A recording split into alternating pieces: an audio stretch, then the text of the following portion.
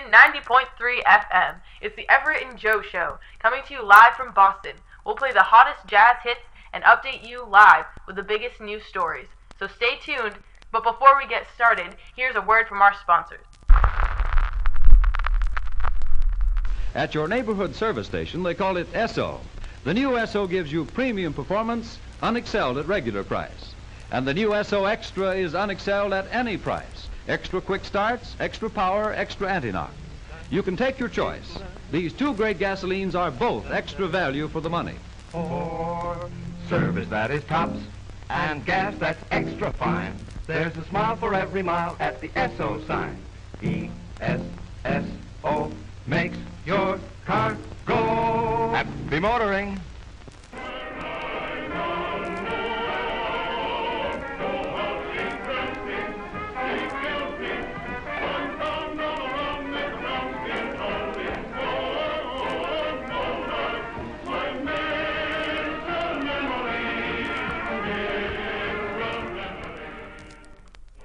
Hey folks, thanks for tuning in to our evening roundtable discussion. Today's topic, the automobile.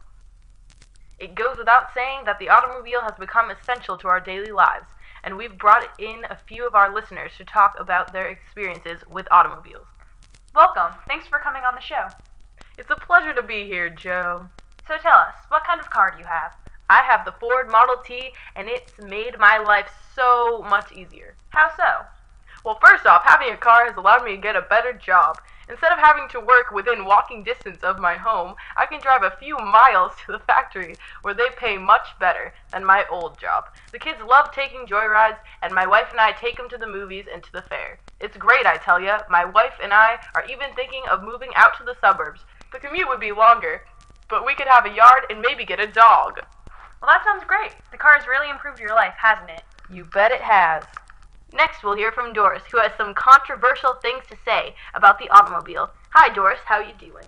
Quite well, thank you. I just wanted to point out that while the car is quite a nice luxury, it is just that, a luxury. Many families who don't have the funds to own a car buy one anyway, and insist it's more important than hygiene or their mortgage or even food.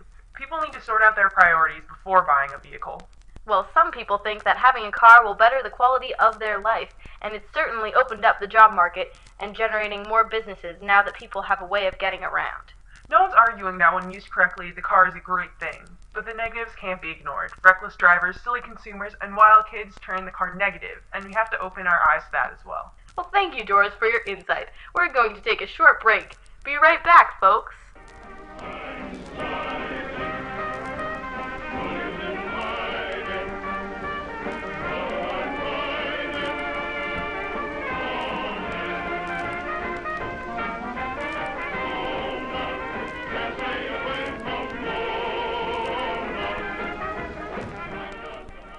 Now over to Richard with some exciting sports updates.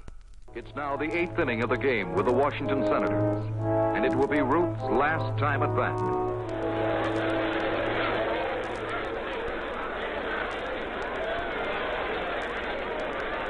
Washington's Tom Zachary gets ready.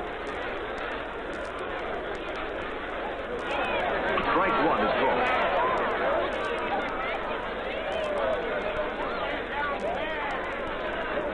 It's high, a ball. Zachary gets ready.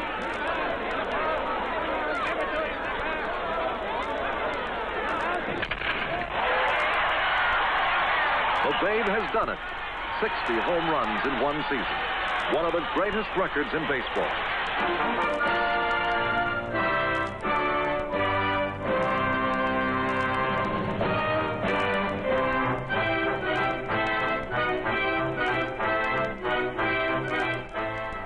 So next we're going to be talking about some motion picture news. Everyone knows Joe loves films. Who doesn't love films? They're entertaining and Charlie Chaplin is a hoot. And wait until our listeners get a hold of this. There's going to be a film with speaking in it soon. It's called The Jazz Singer. Keep an eye out, folks. And if you're in the New York area, do yourself a favor and check out the new Roxy Theater. It opened up quite recently, and it's the largest theater in the world.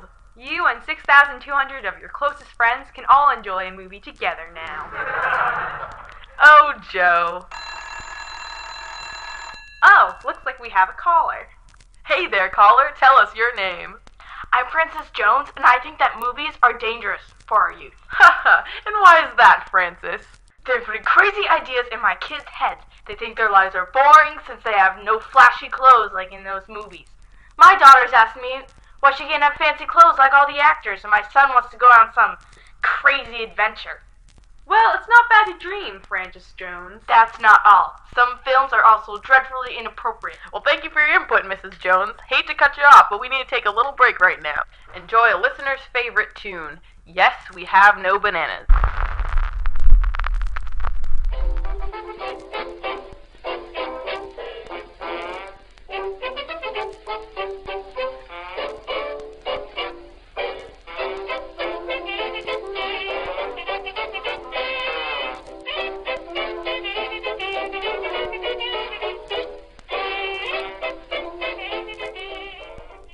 And here's Eddie Gaudiano with an update on the Lindbergh flight. The Lone Eagle took off yesterday morning in the spirit of St. Louis, listeners, from Long Island, New York at 7:52 in the morning. Our listeners across the country are anxiously awaiting his arrival in Gay Paris sometime today. They're expecting him to land at the Le Bourget airfield outside of Paris, and if he makes it, he will be the first to successfully cross the Atlantic Ocean. Americans are again making history. If Lindbergh makes it, he'll be a national hero. No, he will be a worldwide hero. He'll be doing what has never been done before. He hasn't been seen for several hours now. Everyone here at the station is nervous, but we're confident that the Parisians will be welcoming him to their airfield in no time. Thanks, Eddie. You're the bee's knees.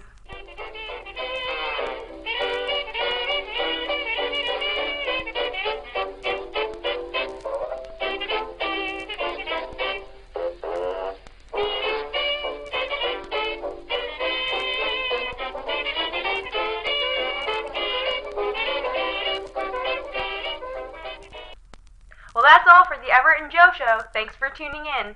Until next time, stay as dapper as a flapper's dad.